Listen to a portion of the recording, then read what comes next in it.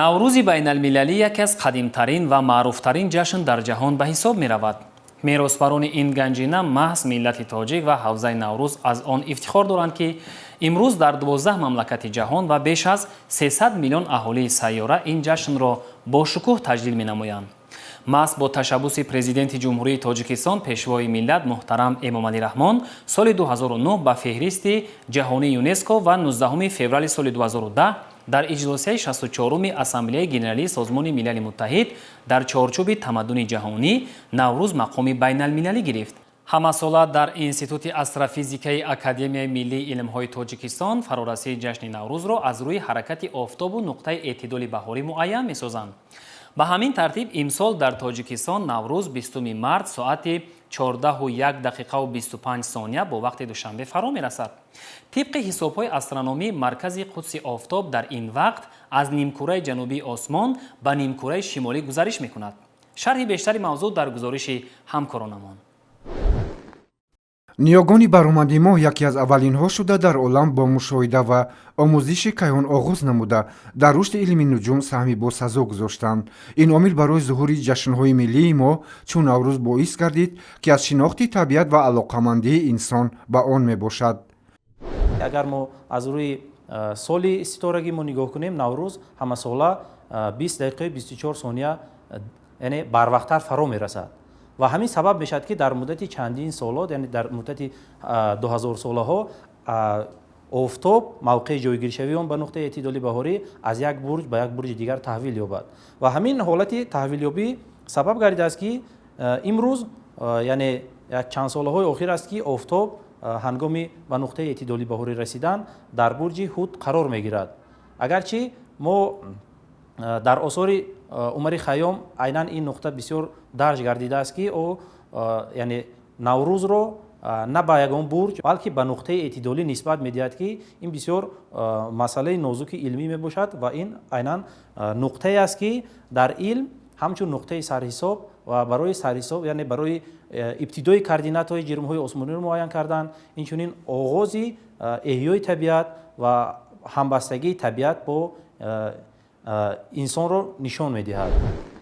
дар натиҷа тақвимҳои дақиқ таҳия гардиданд, ки барои инсоният марҳилаҳои баъдии шинохти кайҳонро асос гузошт ва аз рӯи он асарҳои илмии зиёд аз рӯи мушоҳида ва таҳлил дар расадхонаҳо дар тӯли асрҳо эҷод шуданд, ки дар ин замина мактабҳои нави нуҷумшиносии тоҷик падид омад.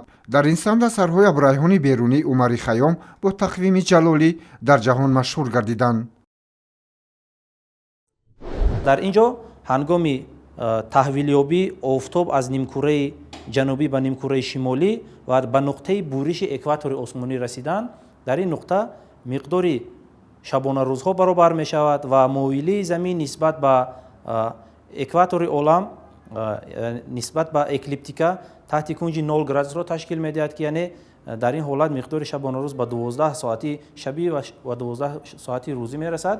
ва айнан ҳамин гуна ҳодиса, ки танҳо самти ҳаракат, ки офтоб аз нимкураи шимолӣ ба нимкураи ҷанубӣ таҳвил меёбад ва ин нуқта дорад нуқтаи эътидоли тирамоҳӣ. дар соҳаи илми астрономия ва кайҳоншиносии муосир зимни коргузорӣ ва муайян намудани замону макони ҷирмҳои мунири осмон аз тақвимҳои астрономӣ, ки дар он давомнокии сол дар асоси мушоҳидаҳо ва омилҳои ба саҳиҳии вақт таъсиркунанда дақиқ муайян карда мешаванд, истифода менамоянд. вақтҳои охир олимон маҳз ҳамин тақвими астрономиро барои истифода ба тамоми мамлакатҳои олам пешниҳод менамоянд, ки миқдори рӯзҳои солҳои оддӣ дар он ба 365 шабонарӯз баробар буда, дар соли қабиса ба он боз як рӯз илова мешавад.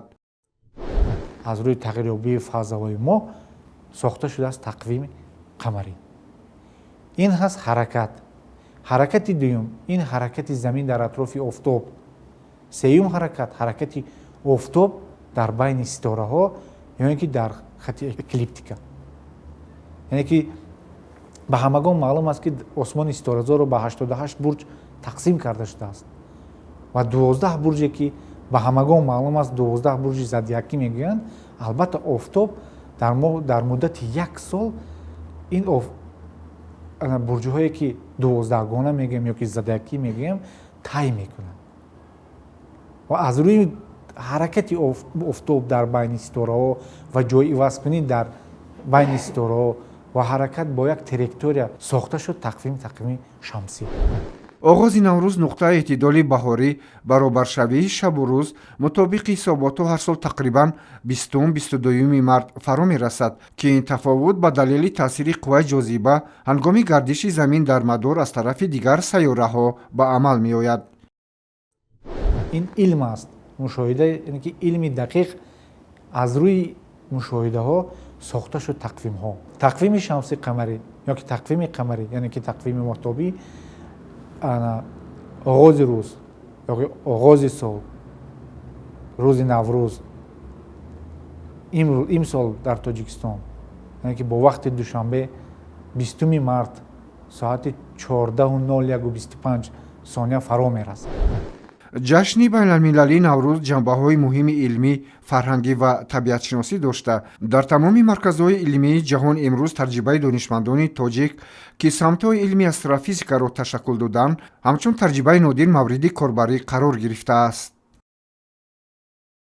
ҳамин ниёгони мо зиёда аз 6000 сол пеш аз тариқи мушоҳида ҳаракати ҷирмҳои осмонӣ дар кайҳон мавриди тадқиқоти хеле дурудароз қарор доданд ва дар натиҷа модели гунбади афлок таҳия гардид ки дар он эътидоли баҳорию тирамоҳ дар он акс ёфтааст ва ҳамин гуна аз рӯи он ҷашни наврӯз ҳамчун сари сол ва баробаршавии рӯзу шаб муайян гардид.